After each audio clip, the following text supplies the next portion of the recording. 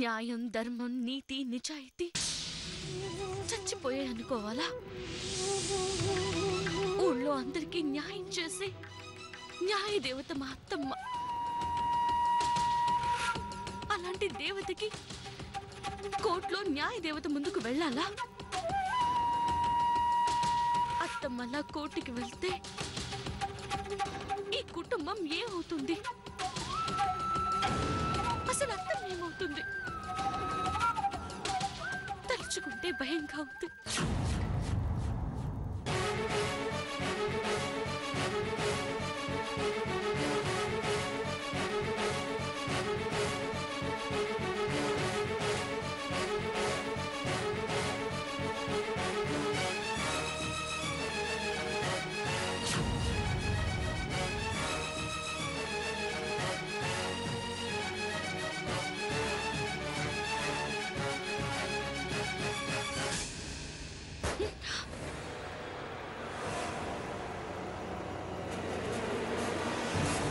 ఏమైంది?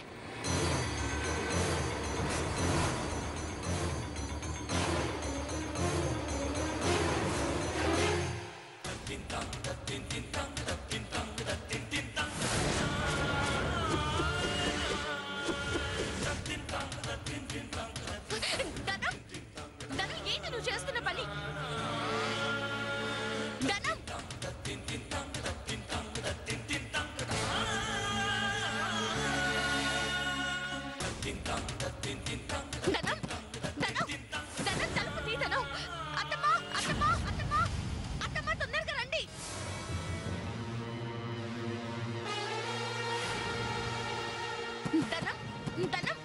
ఏమైనది? అత్తమ్మ, ధనం ఉరేసుకుంటుంది.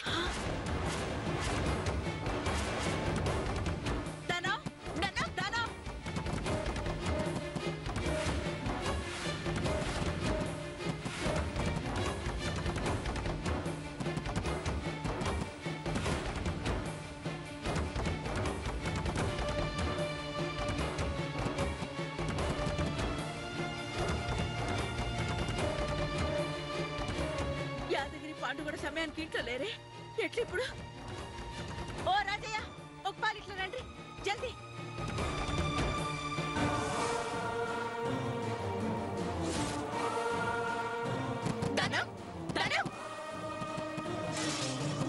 రండి, తలుపు తీయండి. మీరు తప్పుకోండి, జల్దీ తలుపు పగలగొట్టండి. తప్పుకోండమ్మా.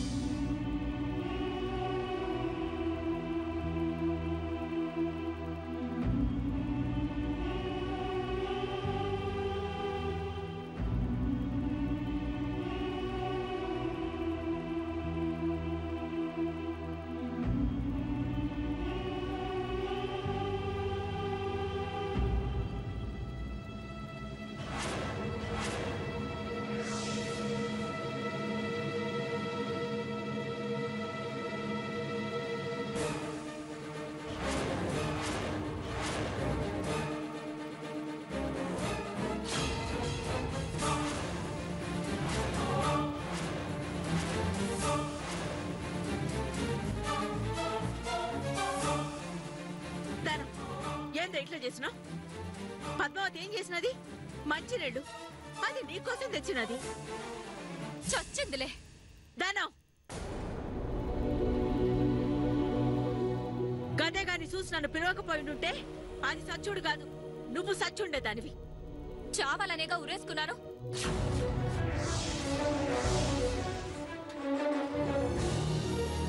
సచ్చుడు దేనికే? బతికుంటే ఏం చేయాలి? ఎవరి కోసం బతకాలి? ఎందుకని బతకాలి? చెడు జరిగిందని చచ్చిపోతావా? పిచ్చిదానా, చెడు వెనకే మంచుంటదే. మంచంట మంచి. ఇదిగో ఈవిడ గారి ఇంట్లో ఉండగా ఈ ఇంటికి నాకు ఎలాంటి మంచి జరగదు. ఈవిడ జరగనివ్వదు. నోర్మై, ఏం ఆగుతా ఉండా? అదేం చేసినది? ఏం చేసిందా? అసలు అంతా చేసింది ఈవిడ గారే. ఈవిడి గారి కళ్ళల్లో ఈర్ష్య, కడుపులో కుళ్ళు. అవే అవే నా జీవితాన్ని నాశనం చేశాయి.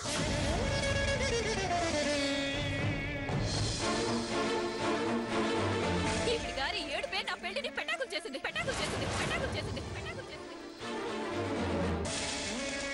తప్పేదనా? పద్మావతినంటే నీ కండ్లు పోతాయి. కాదు పిన్ని, ఈవిడి గారి అసలు రూపం చూడలేకపోవడం నీ గుడ్డితనం. ఇంతలా మాట్లాడుతున్నావు, నేను నీకేం ద్రోహం చేశాను ధనం? ఏ చేయలేదా? నువ్వేం చేయలేదా? అదే ఏం చేశాను? అఖండ దీపం గుళ్ళొంచి తెస్తున్నప్పుడు పసుపు కుంకుమలున్న పళ్ళాన్ని కావాలని కింద పడేసింది నువ్వు కాదు?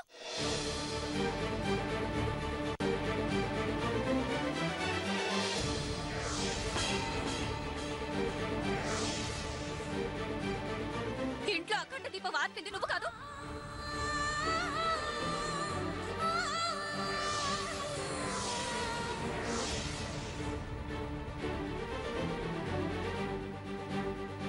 అవి నిందలు, నిజాలు కావు. అవే గనుక నువ్వు అనుకున్నట్లు నిందలే అయితే సురేష్ నన్ను వదిలేసి ఎందుకు వెళ్ళిపోయాడు?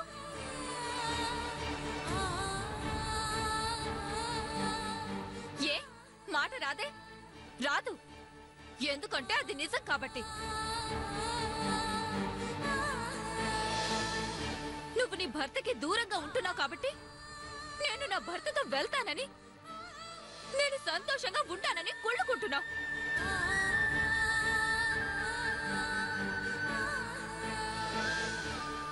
అందుకే అలా చేసావు. దానం, నీ పరిస్థితి నేను అర్థం చేసుకోగలను. నేనేంది, ఇంట్లో అందరు అర్థం చేసుకున్నారు.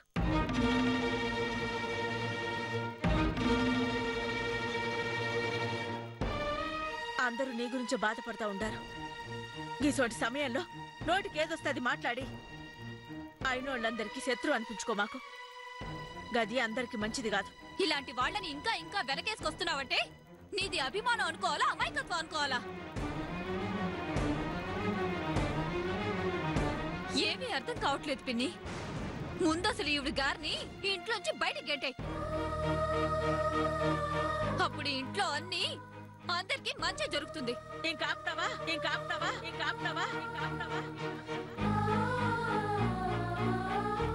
ఎందుకత్తమ్మ ఆపాలి?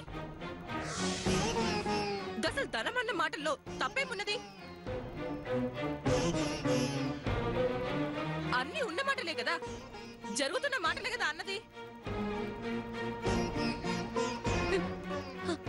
అక్క, ఎందుకు మీరిద్దరూ నన్ను శత్రువులా చూస్తున్నారు? నీ ప్రవర్తన, నీ చేష్టలు బట్టి మా ప్రవర్తన, మా చేష్టలు ఉంటాయి. అయినా నేను మాట్లాడుతున్నది నీతో కాదు. మీరు చెప్పండి రత్తమ్మ, పద్మావతి ఏ తప్పు చేయలేదా?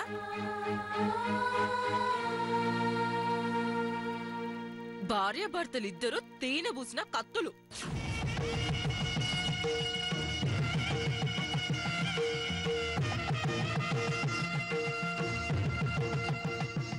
సీనయ్య ఆస్తి కోసం కోర్టుకి పోయి మీ గుండెల మీద తన్నిండు.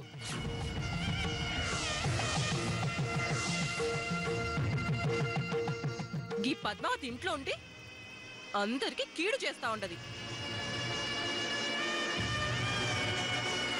మీ చేతి ఉప్పు తిని విశ్వాసంగా సీనయ్య మీద చూపిస్తున్నది.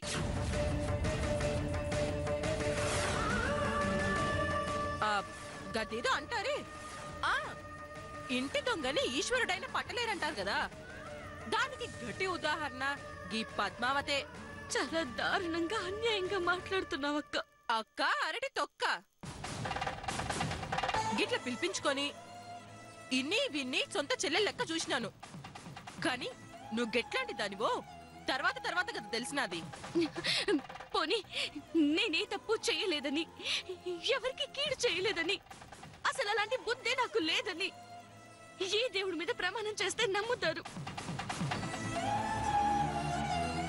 అందాకెందుకు దేవత లాంటి అత్తమ్మ మీద ప్రమాణం చేసి చెప్పనా? గంటే ఏకంగా అత్తమ్మని పైకి పంపిద్దామని నిర్ణయించుకున్నావా?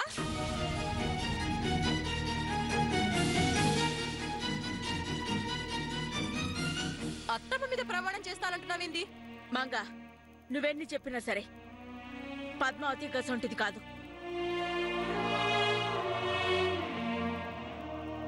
గిది గిది మీ చేతకిట్లా అనిపించుకోవాలని మీ మీద ప్రమాణం చేస్తానా అన్నది.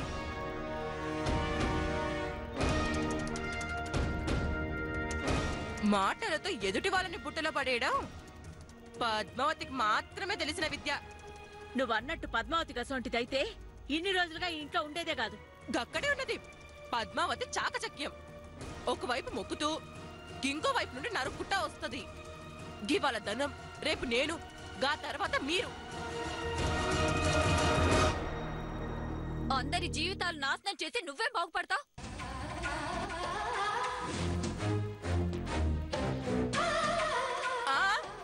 గా మాట నాకు. గిట్లాంటోళ్ళే హాయిగా సంతోషంగా ఉంటారు. ఏం కాదు, చూస్తూ ఉండు, ఇంతకింత అనుభవించే రోజులొస్తాయి. మనుషుల్ని మాయ చేసే శక్తి ఉన్నప్పుడు రోజుల్ని తనకు అనుకూలంగా మార్చుకునే మంత్రం పద్మావతికి తెలవదా ఏంది? అంతా నీ పిచ్చి గాని. ఇంకాపండ్రి, ఇంకాపండ్రి, ఇంకాపండ్రి, ఇంకాపండ్రి. ఎవరు గెసొంటోళ్ళో గా మైసమ్మ తల్లికే ఎరుక. గా తల్లి అన్ని బయట పెడతాది. జరిగిన అవమానానికే నేను సగం చచ్చిపోయినాను. ఇంకా సంపమాకండ్రి. నువ్వెందుకు పిన్ని చావడం? నేను చస్తే ఈ ఇంట్లో ఎవరికి ఎలాంటి సమస్య ఉండదు. సచ్చి ఏం సాధిస్తావే? బతికుంటే ఏం సాధించాలి? ఎవరిని సాధించాలి? ఎవరిని సాధిస్తే ఎవరు ఊరుకుంటారు? సురేష్ నిజాలు తెలుసుకుంటాడు. తనే వచ్చి నేను కాపురానికి తీసుకుపోతాడు. ఎలా తీసుకెళ్తాడు? తను నన్ను కాపురానికి తీసుకెళ్లాలంటే నువ్వు కవిత దిన కాళ్ళు పట్టుకొని క్షమాపణ అడగాలని చెప్పాడుగా. నువ్వు అలా చేయగలవా పిన్ని?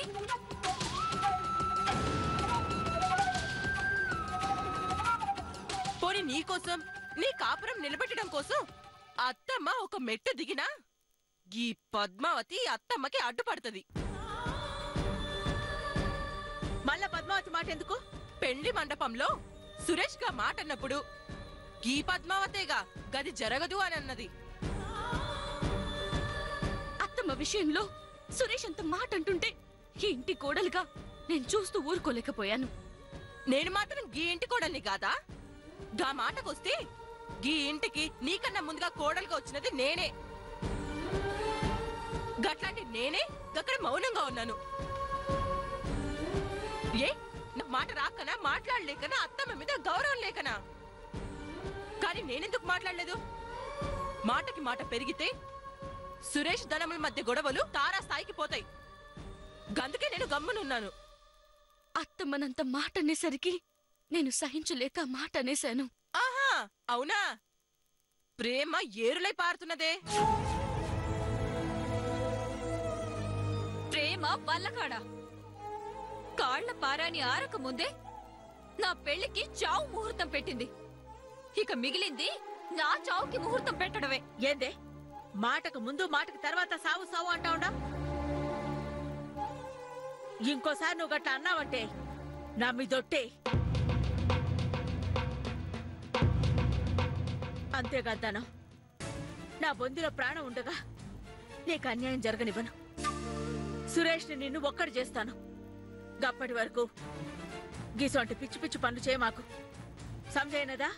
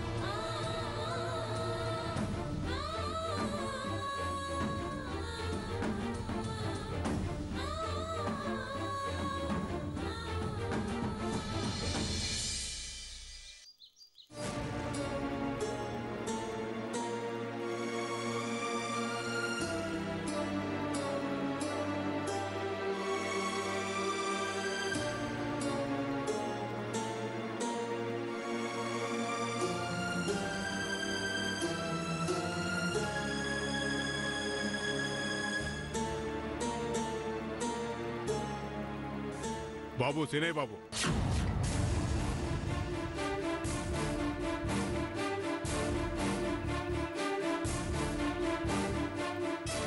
ఏమైనా సంబయ్య? ఇంకా ఏం కావాలి బాబు? ఈ ఊరికి అమ్మోరు లాంటి దేవత మన దుర్గమ్మ గారు. అట్లాంటి దుర్గమ్మ గారిని న్యాయస్థానానికి రమ్మని తాకీదు పంపిర్రు.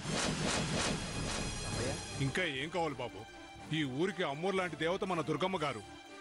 అట్లాంటి దుర్గమ్మ గారిని న్యాయస్థానానికి రమ్మని తాకీదు పంపిర్రు.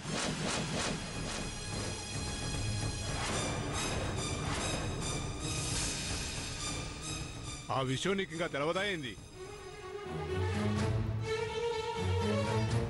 ఏంది సంబయ్య నువ్వు అనేటిది? అమ్మని న్యాయస్థానానికి రమ్మని తాకీదు వచ్చినదా? అంటే నిజంగా ఆ విషయం నీకు తెలవదా బాబు? తెలిస్తే ఇంత ఆశ్చర్యంగా ఎందుకు అడుగుతాడు? అసలు ఏం జరిగింది సంబయ్య? అమ్మని న్యాయస్థానానికి ఎందుకు రమ్మన్నారు? ఆస్తుల గొడవ అనుకుంటా బాబు.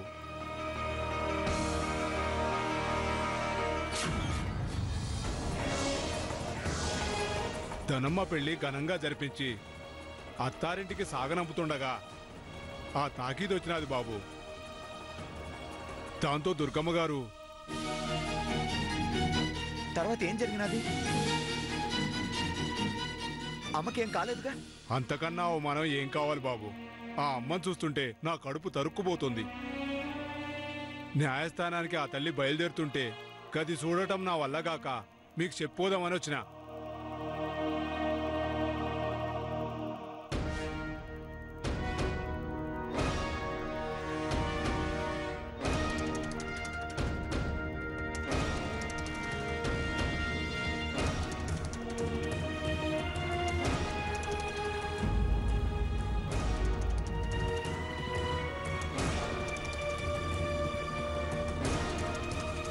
అన్నా, ఏంటన్నా ఇది?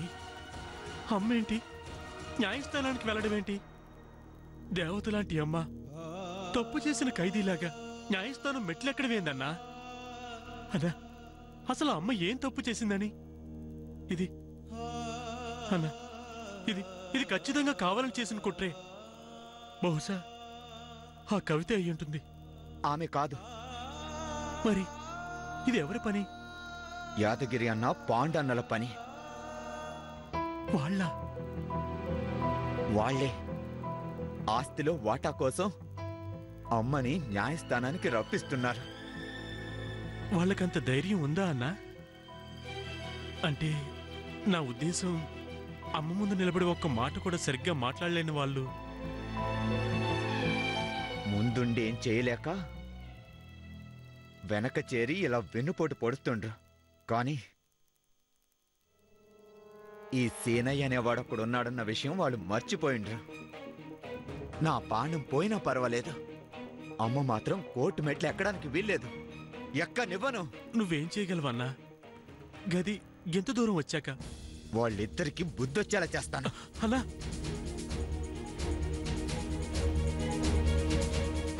వెళ్ళొద్దన్నా. ఇప్పుడు నువ్వు వెళ్ళి వాళ్ళతో గొడవ పడొద్దన్నా. అమ్మకింత అవమానం జరుగుతూ ఉంటే చూస్తూ నన్ను చేతులు ముడుచుకొని కూర్చోమంటావా? అలా అని నేను అనడం లేదన్నా. ఇప్పుడు నువ్వు వెళ్ళి యాదగిరన్న పాండవనతో గొడవ పడితే మాత్రం వాళ్ళు నీ మాట వింటారా?